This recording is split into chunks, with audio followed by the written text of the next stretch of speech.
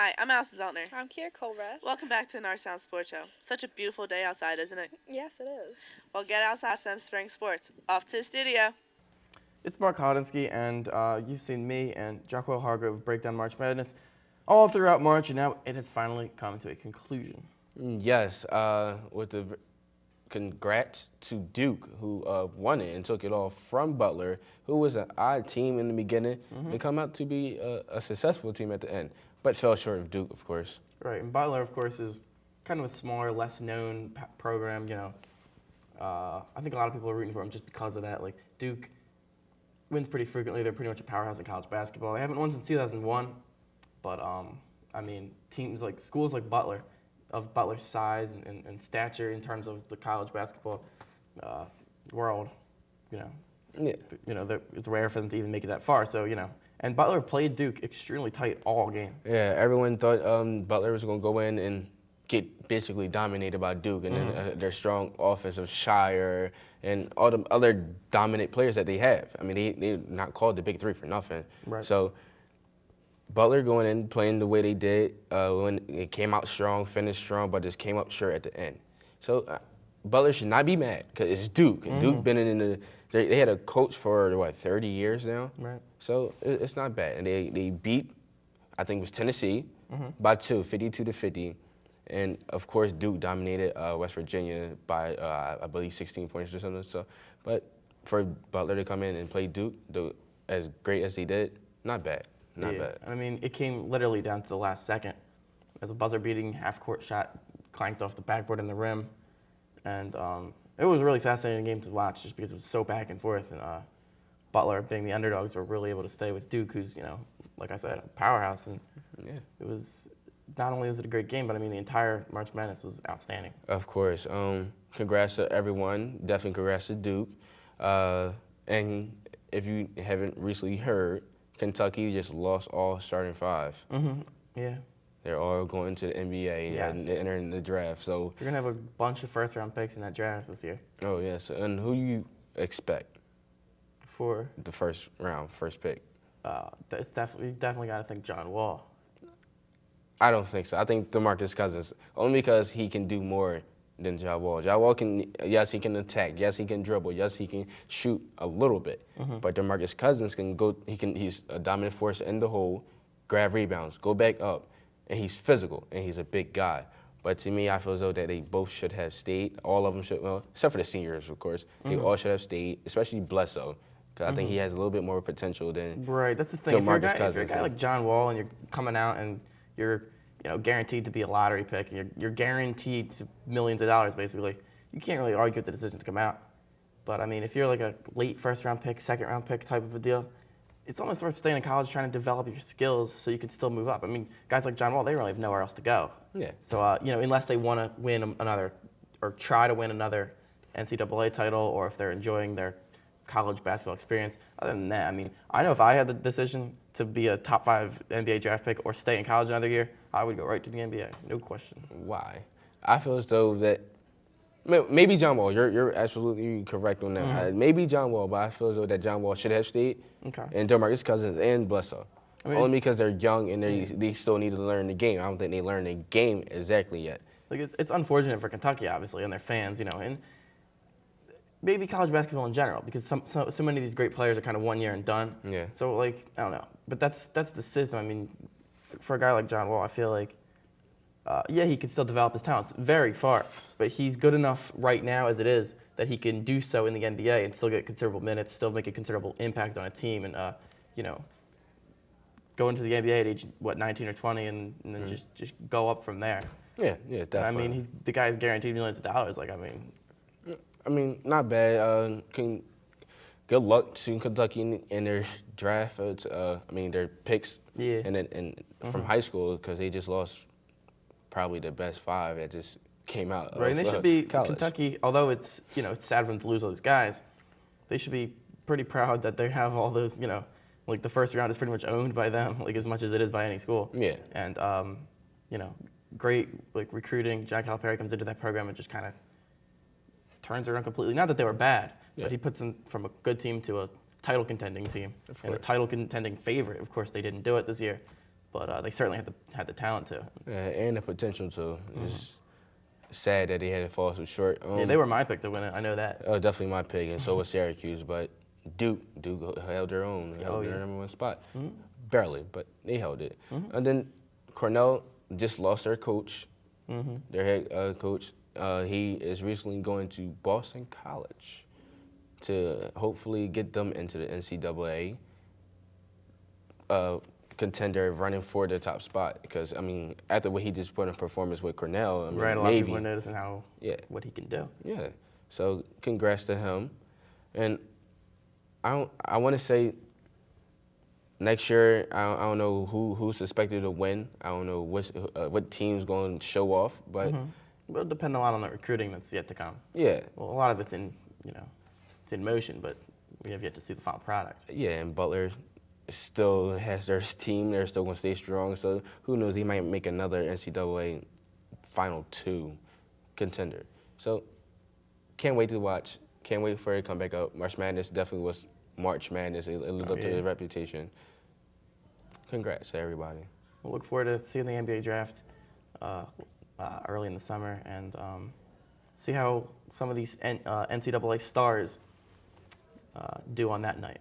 But for now, Jaquel Hargrove, Mark Honinsky. Hi, I'm Alex, and this week on the Sports Show, I'm going to bring you the spring season sports scores. On Tuesday, the softball team played Truman, winning 12-7. The girls lacrosse team played Upper Marion, although, and lost 3-18. On Wednesday, the boys lacrosse team played Truman at a away game and lost in overtime 9-10. The girls soccer team played Upper Moreland at home and lost 0-5, while the softball team had a home game against Upper Moreland and won 6-3. The girls lacrosse team also had a win against Bishop McDevitt, winning 11-10. On other news on sports, the spring track team boys went to Maryland and took the team title, and several of the members made it to districts. That's all in the sports scores. Let's take it to the next segment. You just heard all the scores from all the action, all the spring sports from Miss Alex Soaks, but now me and Quill will discuss.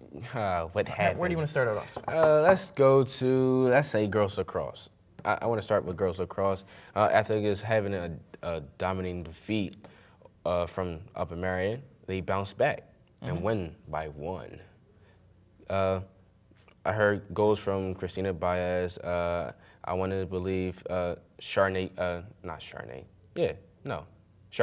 I apologize. Charmaze Banks scored, and Tella Foxworth, who's she's also one of the dominating scorers who just started. So I don't know. It's too early to call. They're 1-1 so far. How you think they're going to do? I don't know. It's interesting. I mean, obviously Upper Marion is a much better team than Bishop McDevitt. And just to clarify, Upper Marion is the team that they lost to 18-3. Bishop McDevitt is the team they beat 11-10. But that's big when they could go into a game against a Bishop McDevitt, a team that they are on the same level as, approximately. And then, when it comes right down to the deciding the game, they're able to be the ones that are up by 1. And because it's so painful to lose those heartbreakers in those games that you have potential to win. So it's great that they were able to seize that opportunity. Yeah, definitely. Because anytime you're in a game, like for this girls lacrosse team, and you're on the last couple of minutes and you have a chance to win, that chance is so valuable. You don't know when it's going to come again. Yeah, and that pressure is so high. Yeah. So good job to girls. Way to start off the season 1-1. Yep. Can't hold your heads down no more. Yep. Got that first win. Softball.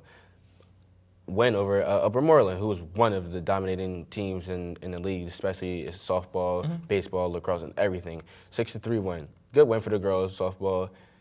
It looked like they're living up to their expectations. Yeah, practicing they've some hard. pretty big expectations. They've built a pretty good name for themselves over the years. Softball has. Definitely. A lot of respect around the school. Yeah, and rightfully so. Yeah, they had freshmen coming up, and they're seniors, and they know the game, the ins and out, and they have younger players who's fast and quick. Like he proves it, 6-3. Right. So. And softball 2-0, and yes, everything's going well so far. Can't say too much. Don't want to say too much. You can't put our team out there like that. Sure. Yeah, 2-0, definitely. Led great by start. seniors Sherilyn Cluth, Devin King, Daisy Foster, Maggie Creation, Gabby Berry, of course, in the middle of that lineup, and all of them are playing well right now. Hence the 2-0 record. Yeah, 2-0. Girls soccer, who's young, who's just came in the game, lost 0-5 to Upper Moreland. Again, dominated team, Upper Moreland. Very, very different, very difficult, I want to say, because it's Upper Moreland. Right. Also, boys baseball, 0-2 at this point, with two losses in their first 2 games, obviously. So, I don't know. After the big season last year, they're hoping to do big things again this year, but not off to a good start. But all kinds of time to turn that around, obviously. And Yeah, do they have the talent to do it? can't say. Okay. Don't know. After hearing what Mark said to us earlier during this show, he said it takes time for them to build that relationship. So I think that's what they're doing, building that relationship, and hopefully they can build it really fast. Because coming off for an 0-2 start, it's not that good. But it's too early to call. They have a lot more games to go. Just waiting to see what happens. Just definitely waiting to see what happens. I believe Roddy Vaughn started both games. Brandon Bell and Mark Pinchuk have 1 RBI between the 2 of them. They're supposed to be the big senior, not necessarily power bats, but just, good hitters. I mean, in the case of Mark Pinchuk, he's a pretty big power bat. But so that, the middle of that lineup, not as productive as it needs to be for this team to win games. So Yeah. that's where they are at right now. It's a learning experience, it definitely is. So just waiting to see what the next game holds for them. Boys lacrosse, who just lost barely by 1 in overtime to Truman. I know that's hard. Losing by 1 in overtime, Exactly. it hurts. And that goes back to what we were saying about the girls lacrosse, although they were on the other end of it. Yeah. With this boys lacrosse team, you're in the last couple of seconds and you have a chance to win. You got to seize it because,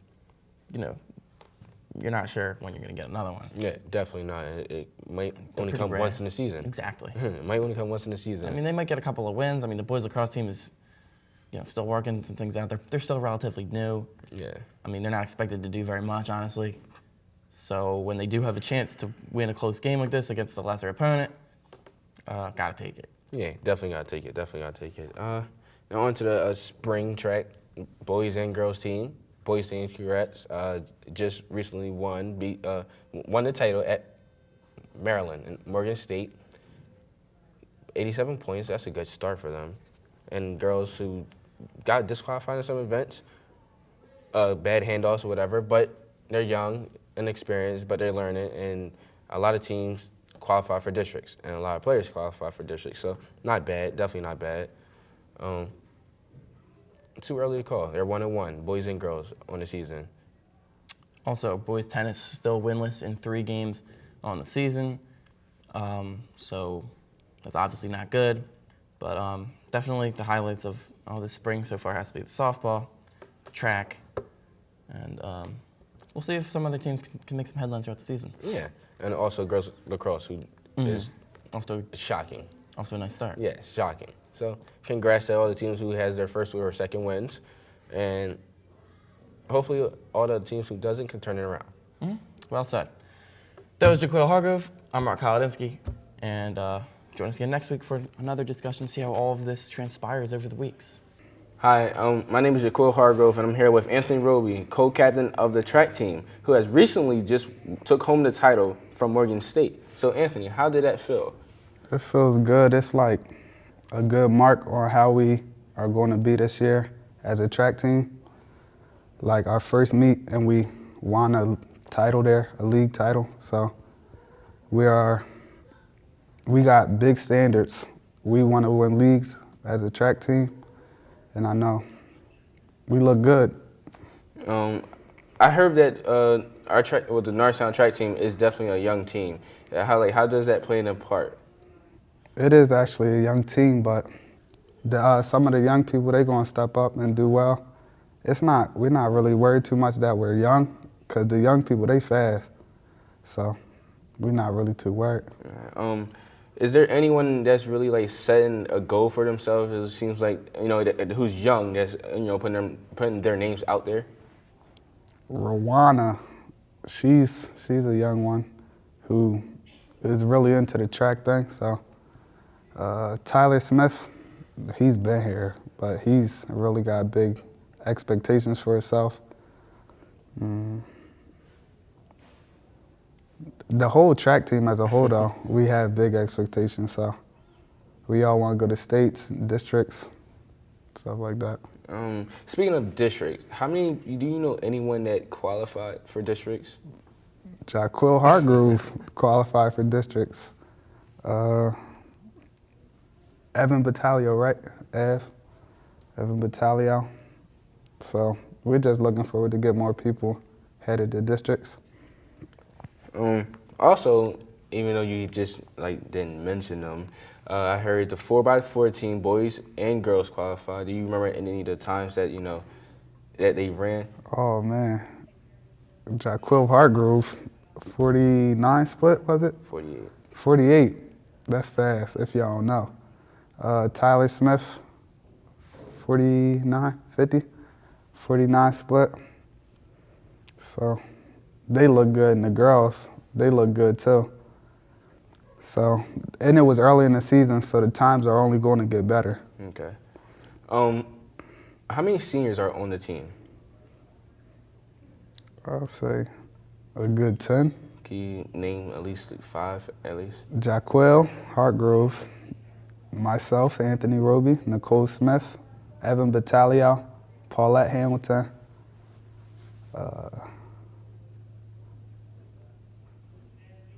Mark Miller.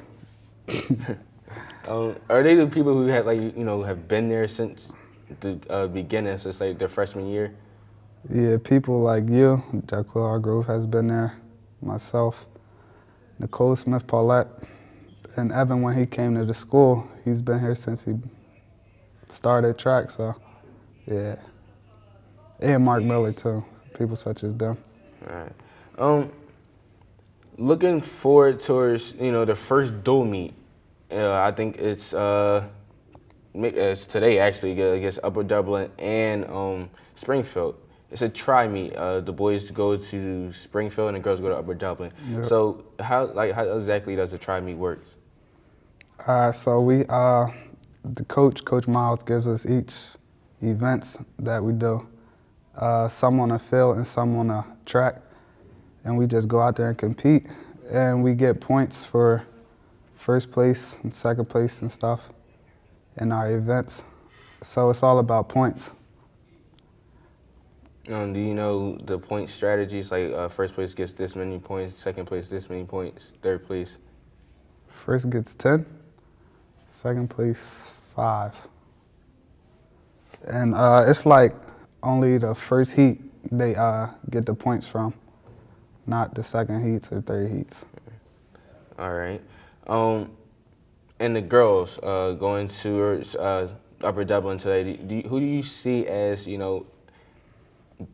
stepping up? Because I heard tri-meet says not really, breaks in between. It's like it's fast, it's moving, and it's quick. So who you see as a youngster or a captain or whoever stepping up today? I think all the girls will do well going over there. The weather's supposed to be nice, so that's going to play a big role. Nicole Smith, Rowana, the whole relay team, they all should do well because the coaches have prepared them well, so we'll just see what happens. And I know track does crazy workouts. So what kind of workouts, or that goes on during practice? Yeah, we get it in during track practice. 300s, believe it or not, that's tough. 400s, the distance people doing them 3 miles and stuff, that's crazy. Wouldn't be me. What kind of events do you do specifically? I do sprints, 100, 200, 400, and the relays, 4x1, 4x4. And Premier League's coming up. I know everyone's looking forward towards that, and then I hope that you will be running in the Premier League. Good luck today. Thank you. I'm Jaquil Hartgrove here with Anthony Roby. We was talking about a little track. Now back to the Eagle Sports. Well, that was a great show. It's a great day outside. It's bright, so bring out your shades. See you next week.